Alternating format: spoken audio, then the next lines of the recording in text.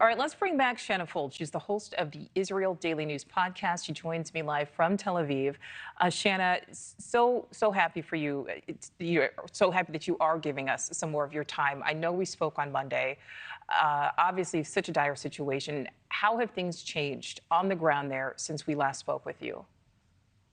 Well, thank you for having me back on the show. And it has been a very long 4 days since we spoke last.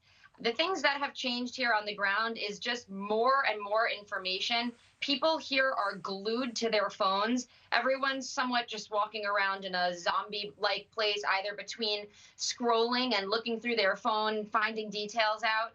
And I would say that today, a little bit of a shift for fear as the former Hamas leader put out a communique saying that tomorrow, Friday the 13th, is going to be a global jihad day. And I can tell you this, my friends and family all over the world are scared. A lot of my girlfriends that are living here on their own are afraid to leave the house tomorrow.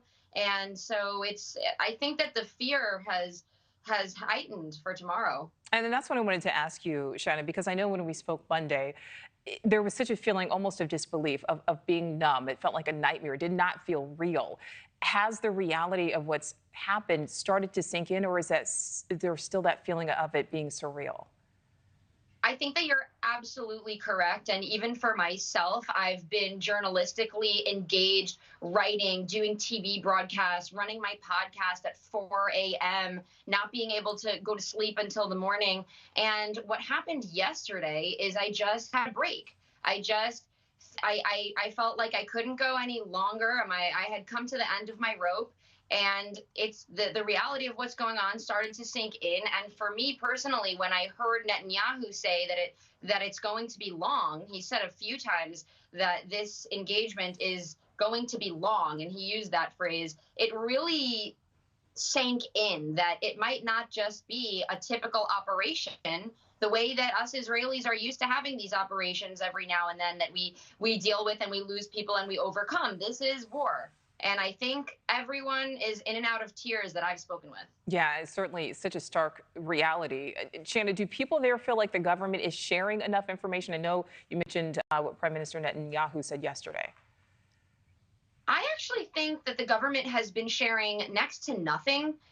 All the news updates that I'm getting are coming from fellow journalists, from little clips and reports that are being released from news channels around the country. And I'll also say that people who are the victims of the hostage the captivity that their family members are in Gaza are not getting any responses from the government as well. I went to a press conference a couple days ago where American Israeli family members of those who have been taken hostage spoke to the cameras and told their stories. And every one of them said they just expected that somebody would check in on them, somebody would give them a call and say whatever information, give whatever information they have. So I think everyone is feeling like they're just getting scraps and bits from the media.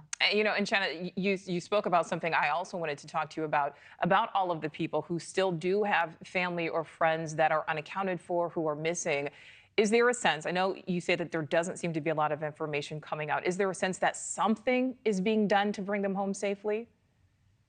I think that a lot of people are starting to switch their emphasis on the United States government, hoping that now that the U.S., both Anthony Blinken and President Biden have stated that the U.S. is in full support of Israel, I'd say that people are feeling that that is the support that we're going to get, that the U.S. is going to be able to strengthen those discussions. And I know that there are Israeli negotiators, and I just learned that the negotiator who got Gilad Shalit out is doing a round of negotiations this time. So I think that people are feeling that they're hoping that the United States is going to lean in and help get these hostages out. And I'll tell you, every day I find a new person, or I learn of a new person who's looking for someone, hasn't heard of somebody, or that they've turned out dead. And a lot of people are running in and out of funerals in these last few days. Yeah, the stories coming out of Israel continue just to be absolutely horrific.